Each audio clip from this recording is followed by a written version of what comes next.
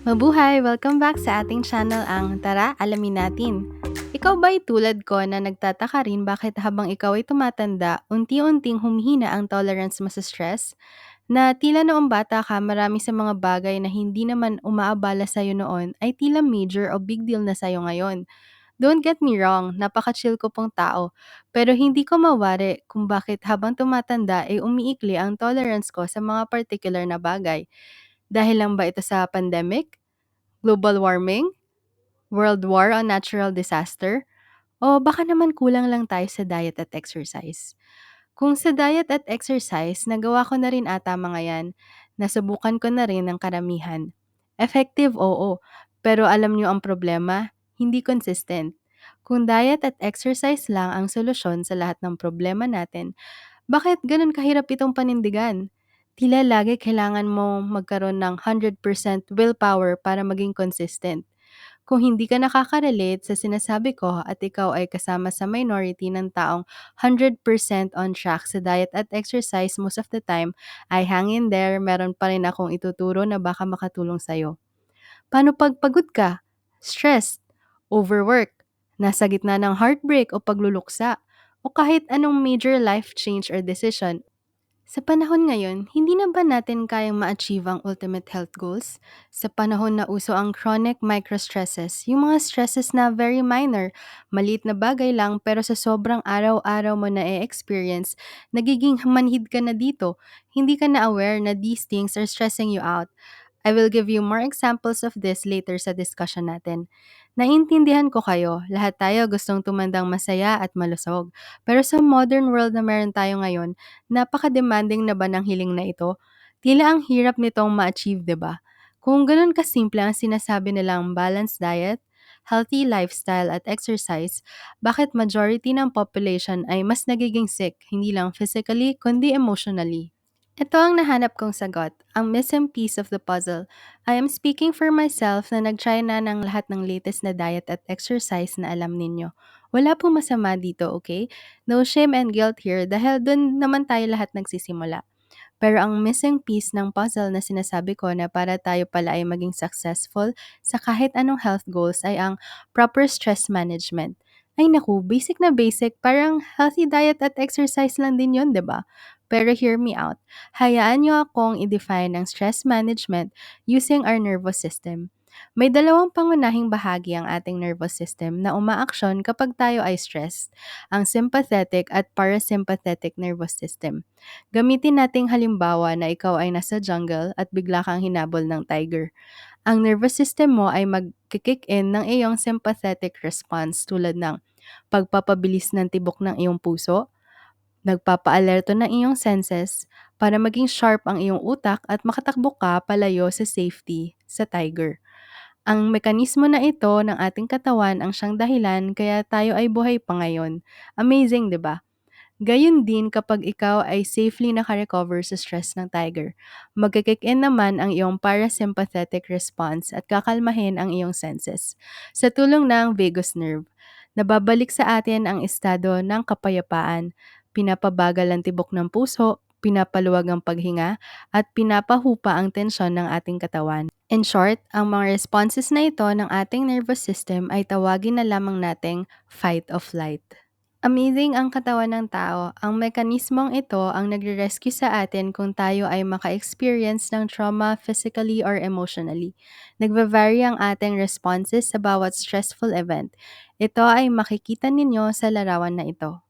Pinapakita lamang nito na ang stress ay hindi lamang sa inyong utak kundi ito ay buong katawan dahil sa capacity ng ating nervous system. Siguro naman na-convince ko na kayo na ang stress ay systemic, gayon din ay biologic. Ibig sabihin, hindi ito basta-basta nasa utak mo lang. Ang stress ay ang matalinong response ng katawan sa any threat in its effort to keep you alive.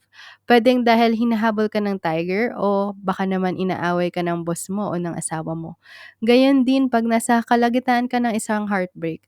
Lahat ng mga events na ito, ang katawan mo ay nagre-react lamang ng parehas depende sa perception ng utak mo on how much danger is in front of you. It affects all the organs of your body from head to toe. Halfway na tayo ng ating usapin tungkol sa buhay at kalusugan. Kaya nyo pa ba? Bago ko ituloy, pwede ba akong maglambing? Baka pwede kayong mag-subscribe sa akin channel at i-click ang notification bell. And don't forget to share us with your family and friends. Going back, ang downside ng modern life natin ay aside sa major traumas ng ating pagkabata o adult life, dumadagdag pa ang tinatawag ko na chronic microstresses ng modern living. Sa panahon ngayon, tila karamihan sa atin ay na-immune na at naka-adapt sa modern stresses na hindi na natin sila na-identify as stress. Alam mo yung sinasabi na nakaka-addict pa lang stress? Yun ay dahil sa nakabuild na tayo ng tolerance para dito. Ang mga chronic microstresses na sinasabi ko ay nagre-range sa mga simpleng kailangan mong habulin ang stoplight, kailangan mong mag-clock in sa trabaho ng gantong oras, ikaw ay may deadline, ikaw ay kailangan pumasok for overtime, kailangan mo ng mag-asawa, kailangan mo ng magkaroon ng anak, kailangan mo mag-travel sa iba't ibang parts ng mundo, kailangan mong mag-ipon for retirement. O, kulang pa ba? And the list goes on. Nagets nyo naman na siguro ang point ko. Ang mga chronic microstresses na ito ay very detrimental sa ating nervous system dahil these things can cause us to get stuck sa fight or flight responses. At bakit hindi tayo pwede ma-stuck sa fight or flight? Naku, nakakapagod yun no. Imagine yung pakiramdam na lagi ka nalang tatakbo sa tiger sa jungle. Bigyan mo naman ng rest and digest mode ang nervous system mo. Being in a constant fight or flight will wear out our bodies, causing some of our systems to crash, weakening our immune system. At hindi mo alam dahil na rin sa wear and tear ng ating mga organs, isa sa mga yan ay bibigay na lang. Thus, acute or chronic illness kicks in. O hindi ko sinasabi na ito lang ang dahilan na marami pero isa ito sa mga determining factors. So ano ang tamang gawin? Yes po, tayo ay mamundok na lamang at dun manirahan. Joke. Gets ko naman, lahat tayo kailangan nating kumita ng pera at magtrabaho.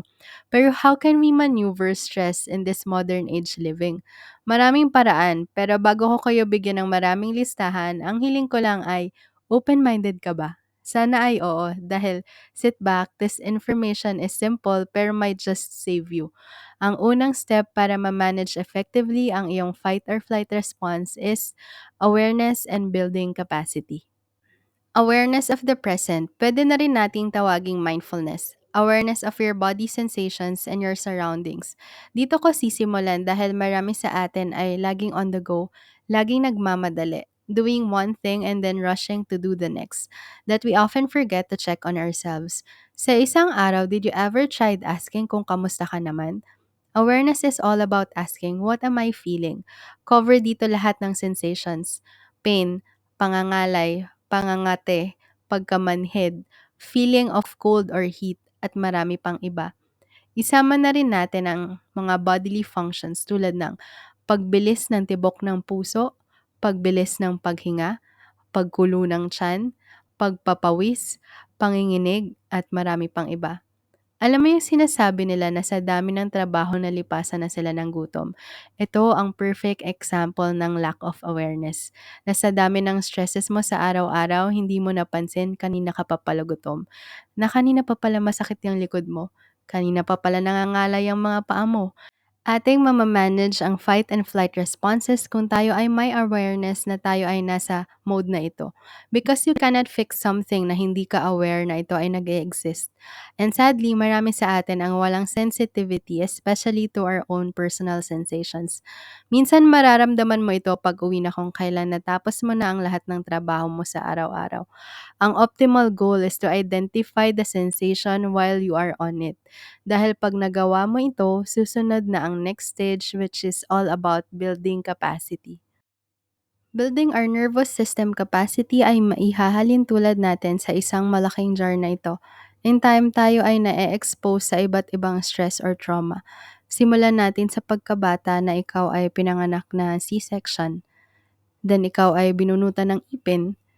Then comes adult life na ikaw ay nagkaroon ng failure sa school, naging heartbroken, nawalan ng kaibigan, namatayan ng parent or any caregiver. Mga simpleng stress na ito ay tila mga bato na unti-unti nating ilalagay sa ating nervous system capacity jar. Ang mga stress at trauma na ito ay ihalintulad natin sa iba't ibang size ng bato na sa tinagal-tagal ng ating buhay ay unti-unting nag-fill up ng ating jar. Aware ka man o hindi, ang katawan mo ay sinistore ang mga bagay na ito as small or big traumas. At dahil most of the time we lack awareness, hindi natin nababawasan ang jar na ito. Ilang taon ka na ba? Yun din ang number of years na finifill up mo ang nervous system capacity jar ng buhay mo.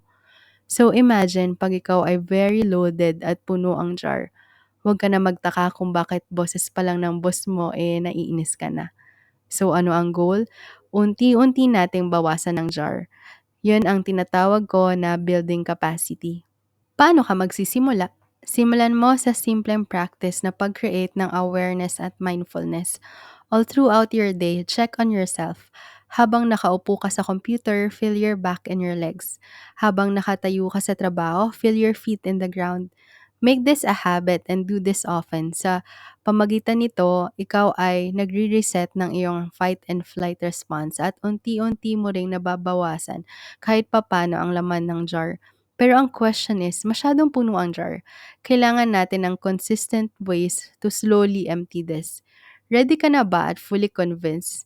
Stay tuned sa susunod na episode at ibibigay ko sa inyo ang maraming paraan paano mag-empty ng ating jar for you to build capacity and eventually gain your superpower back.